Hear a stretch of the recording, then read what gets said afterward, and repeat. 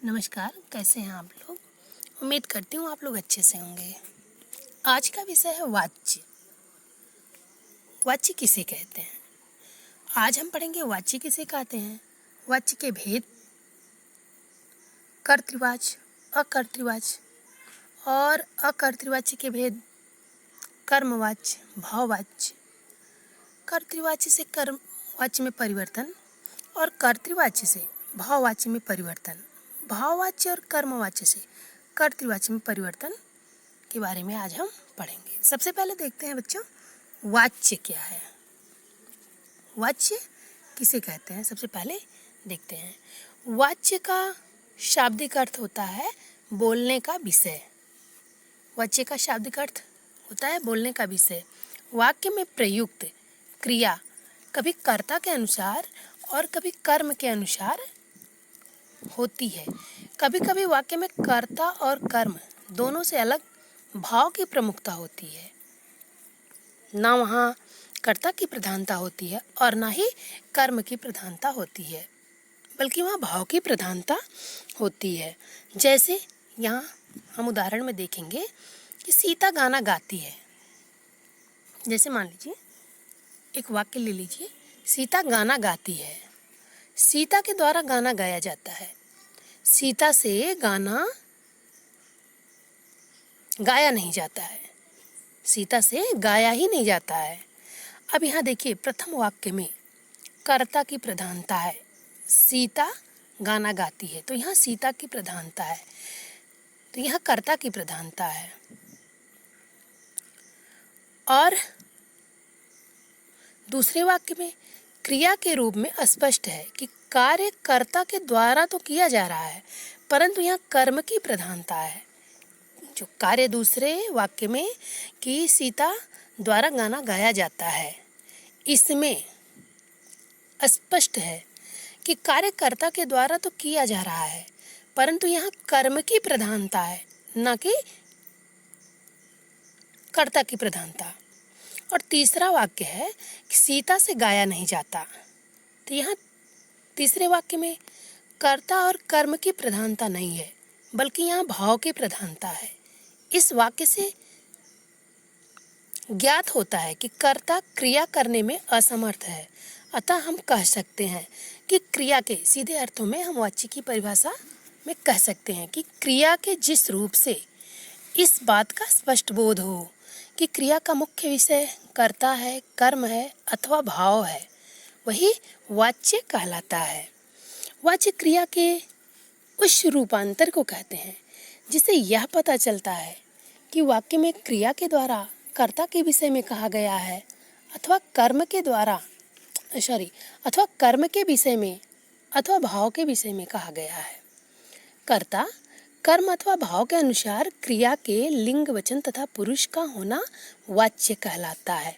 जैसे यहाँ उदाहरण में देख लेते हैं, उमा खाती है, कर्ता उमा के अनुसार क्रिया खाती है स्त्रीलिंग, एक वचन तथा अन्य पुरुष है। यहाँ क्या है, उमा खाती है में कर्ता क्या है, उमा, तो कर्ता उमा के अनुसार क्रिया खाती है स्त्रीलिंग, एक वचन तथा अन्य पुरुष है। और मैं पुस्तक पढ़ता हूँ, कर्ता मैं के अनुसार क्रिया पढ़ता हूँ पुल्लिंग, एक वचन तथा प्रथम पुरुष है। और देखिए कि लड़के खेलते हैं, कर्ता यहाँ लड़के के अनुसार क्रिया खेलते हैं पुल्लिंग, बहुवचन तथा अन्य पुरुष है। अब देखते हैं बच्चों वाच्य के भेद। वाच्य के भेद, आइए देखते हैं वाच्य के कितने भेद हैं। वाच्य के दो भेद होते हैं, एक होता है कर्तृवाच्य और दूसरा होता है अकर्तृवाच्य। पहला होता है कर्तृवाच्य और दूसरा होता है अकर्तृवाच्य। वाच्य के दो भेद होते हैं जो आपके पाठ्यक्रम में दिया गया है। कर्तृवाच्य कहीं कहीं ऐसे भी पढ़ाया जाता है कि वाच्य के 3 भेद होते हैं, कर्तृवाच्य, कर्मवाच्य और भाववाच्य। जहाँ कर्ता की प्रधानता होती है वहाँ कर्तृवाच्य, जहाँ कर्म की प्रधानता होती है वहाँ कर्मवाच्य, और जहाँ भाव की प्रधानता हो वहाँ भाववाच्य होता है। लेकिन आपके पाठ्यक्रम में दिया गया है वाच्य के 2 भेद होते हैं, कर्तृवाच्य और कर्मवाच्य, कर्तृवाच्य और अकर्तृवाच्य। अब यहाँ अकर्तृवाच्य के भी 2 भेद बताए गए हैं, जिसमें कर्मवाच्य और भाववाच्य दोनों आते हैं। तो जो आपके पाठ्यक्रम में है उसी के अनुसार हम आपको बता रहे हैं। जैसे देखिए कर्तृवाच्य, कर्तृवाच्य की परिभाषा आप देख लीजिए कि जिन क्रियाओं का मुख्य विषय कर्ता होता है उन्हें क्या कहते हैं, उन्हें कर्तृवाच्य कहते हैं। इनमें कर्म गौण होता है, क्रिया का सीधा संबंध कर्ता से ही होता है। कर्तृवाच्य में क्रिया अकर्मक भी हो सकती है और सकर्मक भी हो सकती है, लेकिन उसका संबंध सीधे कर्ता से ही होगा। जैसे देखिए मनन खेलता है, यहाँ क्या है, अकर्मक क्रिया है, और मनन फुटबॉल खेलता है, यहाँ सकर्मक क्रिया है। अब देखते हैं अकर्तृवाच्य। अकर्तृवाच्य की परिभाषा देख लेते हैं कि जिन वाक्यों में कर्ता गौण हो या लुप्त होता है उसे अकर्तृवाच्य कहते हैं। अकर्तृवाच्य के 2 भेद होते हैं। अकर्तृवाच्य के कितने भेद होते हैं, 2 भेद होते हैं। देखिए अकर्तृवाच्य के 2 भेद होते हैं, पहला होता है कर्मवाच्य और दूसरा होता है भाववाच्य। कर्मवाच्य क्या है कि जिन वाक्यों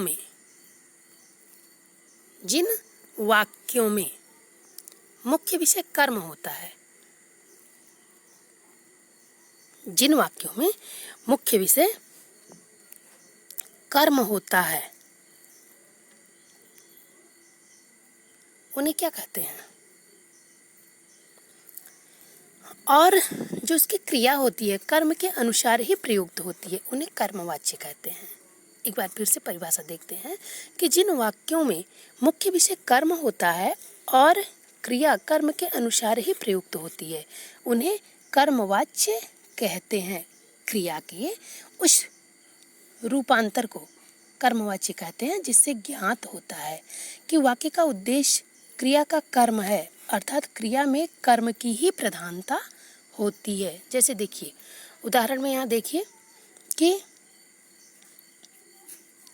कर्मवाच्य के उदाहरण में देखिए अनुभव द्वारा पुस्तक पढ़ी गई। अब यहाँ देखिए पढ़ी गई क्रिया का कर्म, पुस्तक वाक्य का उद्देश्य है, अतः पढ़ी गई क्रिया कर्मवाच्य में है। इस वाच्य में कर्ता को आगे से द्वारा कारक चिन्ह लग जाते हैं। इस वाच्य में कर्ता को आगे से द्वारा कारक चिन्ह लग जाते हैं, किंतु कर्म के आगे कारक चिन्ह नहीं लगता। जैसे पुस्तक के आगे कोई चिन्ह नहीं लगा है। अनुभव द्वारा पुस्तक पढ़ी गई, यहाँ अनुभव कर्ता के आगे से या द्वारा लग गया, लेकिन पुस्तक के आगे कुछ नहीं लगा है। ठीक है, इसी प्रकार से बिना कर्ता के भी कर्मवाच्य के वाक्य बनते हैं। जैसे पत्र भेज दिया गया, केवल पत्र कर्म का प्रयोग इसमें हुआ है। अब आगे देखते हैं कि एक उदाहरण और देख लेते हैं। अध्यापक द्वारा प्रशंसा की जाती है, लड़कियों द्वारा नृत्य किया जाता है, निकिता से पुस्तक पढ़ी जाती है। यहाँ देखना है बच्चों, उपर्युक्त वाक्यों में प्रशंसा, नृत्य और पुस्तक, प्रशंसा, नृत्य और पुस्तक क्रिया के कर्म हैं, अतः क्रिया का लिंग तथा वचन भी कर्म के अनुसार है। यदि कर्म पुल्लिंग है तो क्रिया पुल्लिंग होगी, यदि कर्म एक वचन है तो क्रिया भी एक वचन में ही होगी। ठीक है, इस प्रकार से आगे हम देखते हैं भाववाच्य। भाववाच्य की पहले हम परिभाषा देखते हैं। क्रिया के उस रूपांतर को भाववाच्य कहते हैं जिससे यह ज्ञात होता है कि क्रियाओं में न तो कर्ता की प्रधानता होती है और न कर्म की, केवल भाव की प्रधानता होती है। ठीक है, जिस वाक्य में न तो कर्ता की प्रधानता हो और न ही कर्म की प्रधानता हो, बल्कि क्रिया में भाव की प्रधानता हो वहाँ भाववाच्य होता है। इसमें मुख्य रूप से अकर्मक क्रिया का ही प्रयोग होता है। जैसे देखिए, सर्दी में उससे खेला नहीं जाता, यहाँ उससे कर्ता की प्रधानता ना होकर केवल खेला नहीं जाता, भाव की प्रधानता है। कर्म तो है ही नहीं, यहाँ कर्म तो है ही नहीं। कर्तृवाच्य सकर्मक अकर्मक दोनों क्रिया में, कर्मवाच्य केवल सकर्मक क्रिया में और भाववाच्य केवल अकर्मक क्रिया में होता है। अब यहाँ आप उदाहरण में और देख लीजिए, अमन से उठा नहीं जाता, विकास से दौड़ा नहीं जाता, नव्या से गाया नहीं जाता। अब यहाँ ऊपर दिए गए वाक्यों में क्रिया के भाव की प्रधानता है, अर्थात उठ नहीं पाने का भाव है, दौड़ नहीं पाने का भाव है तथा गा नहीं पाने का भाव है। अतः यह क्या है, यहाँ क्या होगा, भाववाच्य होगा। भाववाच्य में क्रिया सदैव अन्य पुरुष, पुल्लिंग तथा एक वचन में होती है। इस वाच्य का प्रयोग प्रायः असमर्थता प्रकट करने के लिए किया जाता है। आगे देखते हैं बच्चों, वाच्य परिवर्तन। वाच्य परिवर्तन क्या है? जैसे एक वाच्य से दूसरे वाच्य में, एक वाच्य को दूसरे वाच्य में बदलना ही वाच्य परिवर्तन कहलाता है। जैसे चाहे कर्तृवाच्य से कर्मवाच्य में बदला जाए, अथवा कर्तृवाच्य से भाववाच्य में बदला जाए, अथवा भाववाच्य से कर्तृवाच्य में बदला जाए, भाववाच्य को कर्मवाच्य में बदला जाए, इसे क्या कहा जाएगा, वाच्य परिवर्तन कहा जाएगा। अब आइए देखते हैं कर्तृवाच्य से कर्मवाच्य में बदलने के नियम। कर्तृवाच्य से कर्मवाच्य में बदलने के नियम आइए सीखते हैं। कर्तृवाच्य से कर्मवाच्य में बदलने के नियम। कर्तृवाच्य के मुख्य कर्ता के साथ से के द्वारा विभक्ति चिन्ह लगाए जाते हैं। कर्तृवाच्य के मुख्य कर्ता के द्वारा, जैसा कि मैंने आपको कर्तृवाच्य समझाते हुए बताया है, कर्तृवाच्य के मुख्य कर्ता के साथ से के द्वारा विभक्ति चिन्ह लगाए जाते हैं। जैसे विनीत से अथवा के द्वारा, अमित से अथवा के द्वारा। ठीक है, कर्तृवाच्य की मुख्य क्रिया, दूसरा नियम है इसका। ये कर्तृवाच्य से कर्मवाच्य में परिवर्तन के नियम है। पहला नियम हमने आपको समझाया कि जहाँ से के द्वारा विभक्ति चिन्ह लगाए जाते हों कर्ता के साथ, और दूसरे नियम में है कर्तृवाच्य की मुख्य क्रिया को सामान्य भूतकाल में परिवर्तित किया जाता है, और तीसरे नियम में है कर्मवाच्य की क्रिया में लिंग वचन आदि वाक्य के कर्म के अनुसार प्रयोग किए जाते हैं। कर्मवाच्य की क्रिया के लिंग वचन आदि वाक्य के कर्म के अनुसार प्रयोग किए जाते हैं। जैसे ये उदाहरण में देखते हैं कि कर्तृवाच्य का कर्मवाच्य में परिवर्तन कैसे किया जाता है। नव्या के द्वारा, नव्या ने कविता लिखी। आपके पाठ्यक्रम में जो दिया है, नव्या ने कविता लिखी, तो इसका कर्मवाच्य में जब हम परिवर्तन करेंगे तो हो जाएगा नव्या द्वारा। अब यहाँ देखिए, से के द्वारा नियम में हमने आपको समझाया है ना कि कर्तृवाच्य के मुख्य कर्ता के साथ से के द्वारा विभक्ति चिन्ह लगाए जाते हैं। जब कर्तृवाच्य का कर्मवाच्य में हमने परिवर्तन किया, कर्तृवाच्य वाक्य नव्या ने कविता लिखी का परिवर्तन हमने कर्मवाच्य में जब करना शुरू किया, तो यहाँ देखिए नव्या के द्वारा कविता लिखी जाती है। नव्या के द्वारा कविता लिखी गई। नव्या के द्वारा कविता क्या की गई, लिखी गई। और इस प्रकार से पुनीत ने कार चलाई। अब यहाँ देखिए, पुनीत ने कार चलाई, ये क्या है, कर्तृवाच्य है। अब इसका कर्मवाच्य में जब हम परिवर्तन करेंगे तो यहाँ जो नियम के अनुसार से के द्वारा मुख्य कर्ता के साथ जो से के द्वारा विभक्ति चिन्ह लगाए जाने का नियम हमने आपको बताया है, उसका प्रयोग यहाँ हुआ है पुनीत के द्वारा। देखिए, से अथवा के द्वारा यहाँ लगाने के लिए हमने बताया है, तो पुनीत के द्वारा कार चलाई गई। इस प्रकार से देखिए, लक्ष्य पुस्तक पढ़ता है, लक्ष्य क्या कर रहा है? पुस्तक पढ़ रहा है। ये कर्तृवाच्य है। इसमें लक्ष्य मतलब कर्ता की प्रधानता है, इसमें कर्ता की प्रधानता है। और कर्मवाच्य में लक्ष्य द्वारा, यहाँ देखिए नियम में हमने आपको बताया इसी के द्वारा, तो लक्ष्य के द्वारा पुस्तक पढ़ी जाती है। तो यहाँ लक्ष्य की प्रधानता नहीं है, पुस्तक की प्रधानता है। ठीक है, कर्म की प्रधानता, इसमें कर्म क्या है? पुस्तक है। कर्म की प्रधानता है, क्रिया क्या हो रहा है? पढ़ा जाना। तो यहाँ कर्म की प्रधानता है, इसलिए यह कर्मवाच्य होगा। तो लक्ष्य पुस्तक पढ़ता है। कर्तृवाच्य का परिवर्तन जब हम कर्मवाच्य में करेंगे तो लक्ष्य द्वारा पुस्तक पढ़ी जाती है, ऐसा होगा नियम के अनुसार। और देखिए, चारू नहीं गाती, कर्तृवाच्य में ले लीजिए कि चारू नहीं गाती है, सॉरी, मैं कहानी लिखती हूँ। कर्तृवाच्य के उदाहरण में लीजिए कि मैं कहानी लिखती हूँ।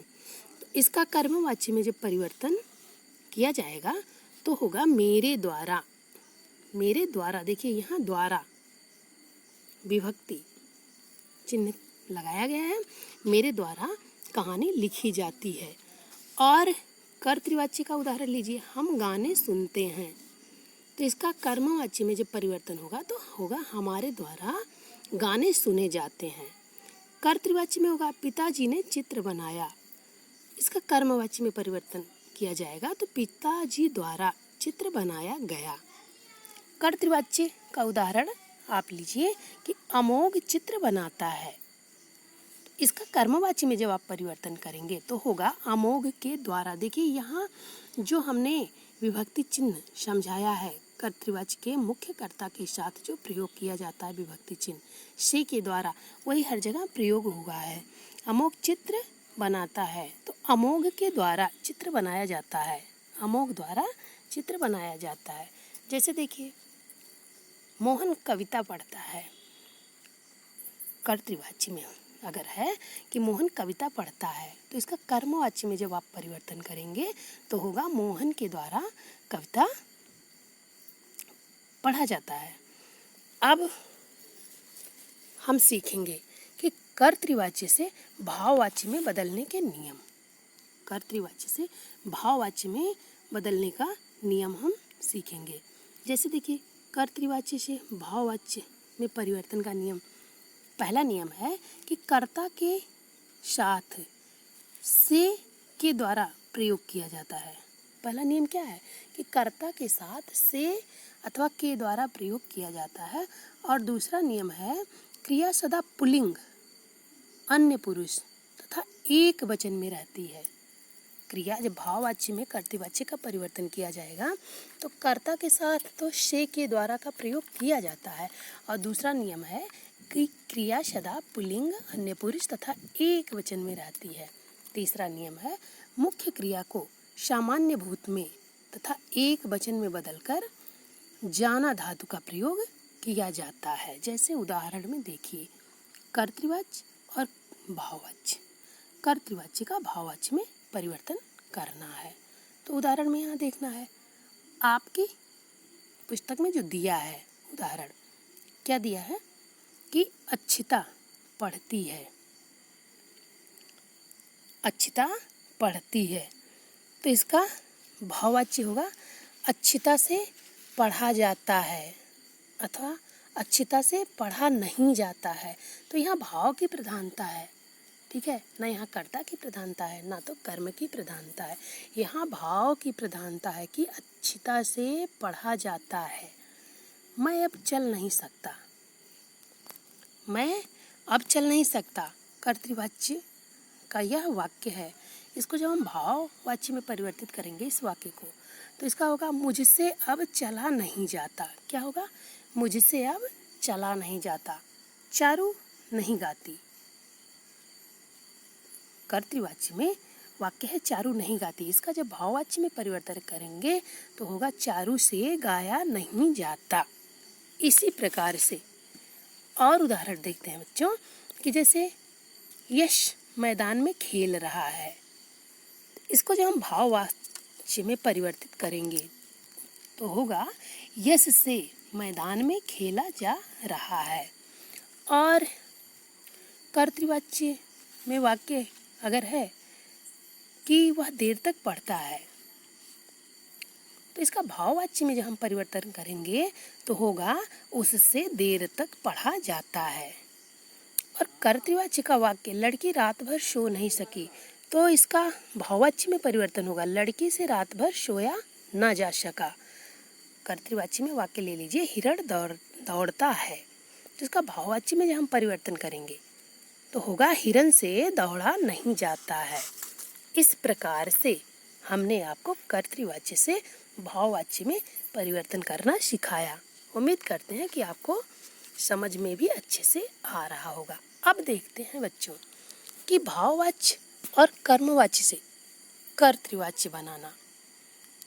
भाववाच्य और कर्मवाच्य से कर्तृवाच्य कैसे बनाया जाता है, अब हम इसको सीखेंगे। जैसे देखिए बच्चों, भाववाच्य और कर्मवाच्य, भाववाच्य और कर्मवाच्य से कर्तृवाच्य कैसे बनाया जाता है, आज हम इसका नियम सीखेंगे। सबसे पहले इसका नियम क्या है कि सर्वप्रथम, पहला नियम है सर्वप्रथम वाक्य में कर्ता की पहचान की जाती है। सबसे पहले क्या किया जाता है, वाक्य में कर्ता की पहचान की जाती है। से के द्वारा, दूसरा नियम है से के द्वारा का प्रयोग कर्तृवाच्य में नहीं किया जाता। से के द्वारा का प्रयोग कर्तृवाच्य में नहीं किया जाता। और तीसरा नियम है कि क्रिया कर्ता के अनुसार प्रयुक्त होती है। क्रिया जो होती है वह कर्ता के अनुसार प्रयुक्त होती है। जैसे देखिए, वान्या द्वारा कल पत्र लिखा गया।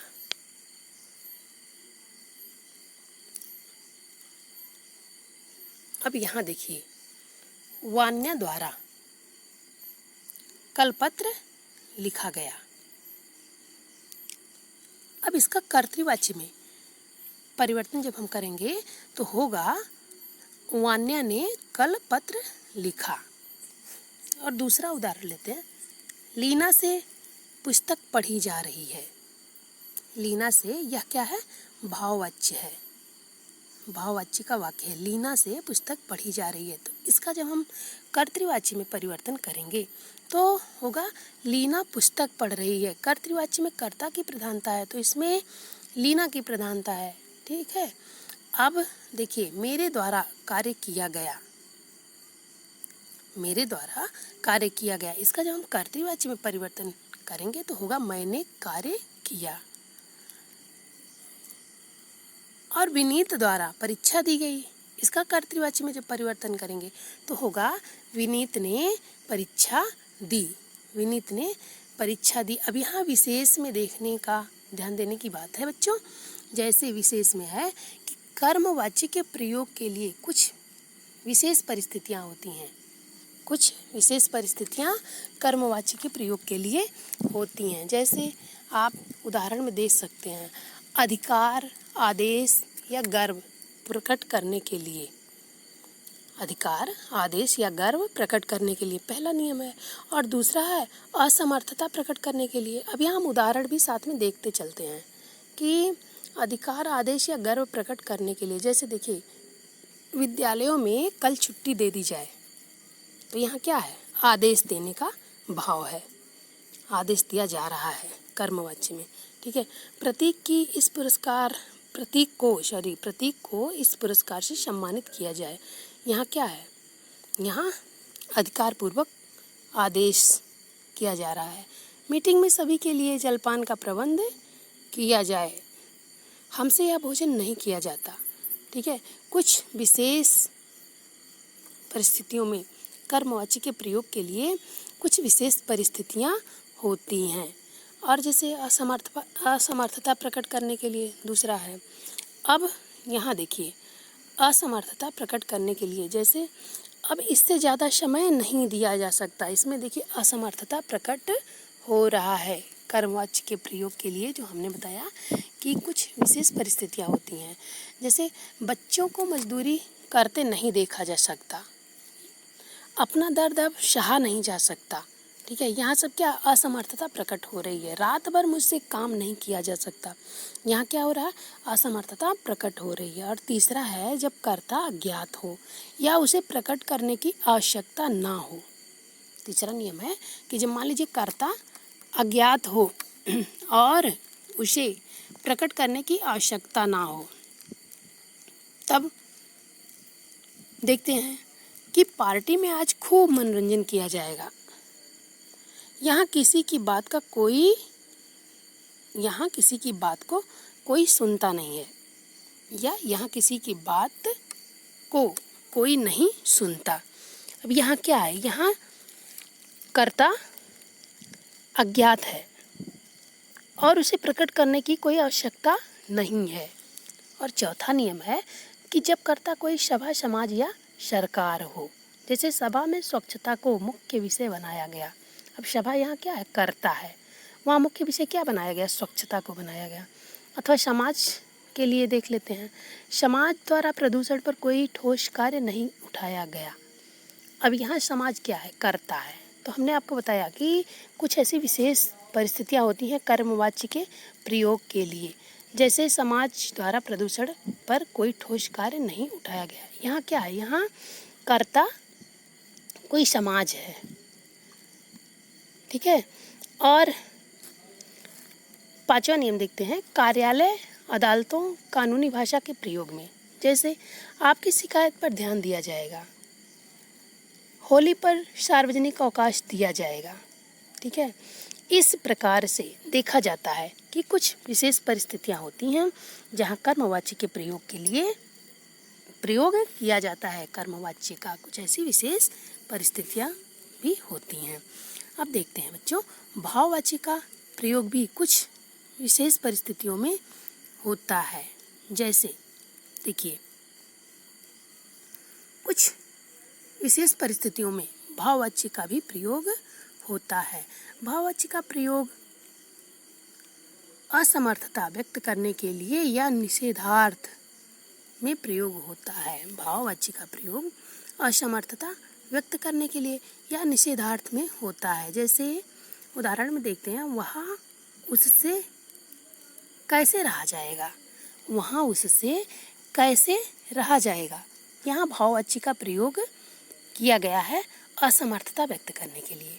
और मुझसे बैठा नहीं जाएगा, दूसरा उदाहरण देखते हैं, मुझसे बैठा नहीं जा सकता। यहाँ भी देखिए अपनी असमर्थता प्रकट हो रहा है। भाववाच्य का प्रयोग यहाँ किया जा रहा है अपनी असमर्थता प्रकट करने के लिए। फिर और उदाहरण देखिए, तुमसे बोला नहीं जाता, यहाँ बोले जाने के लिए असमर्थता प्रकट हो रही है। भाववाच्य का प्रयोग यहाँ ना बोले जाने की असमर्थता को प्रकट करती है। रात भर उससे सोया नहीं गया, यहाँ भाववाच्य का प्रयोग किया गया है रात भर ना सो पाने की असमर्थता प्रकट करने के लिए। अब दूसरे नियम में देखते हैं, अनुमति या आज्ञा प्राप्त करने के अर्थ में भाववाच्य का ही प्रयोग होता है। अनुमति या आज्ञा प्राप्त करने के अर्थ में भाववाच्य का ही प्रयोग होता है।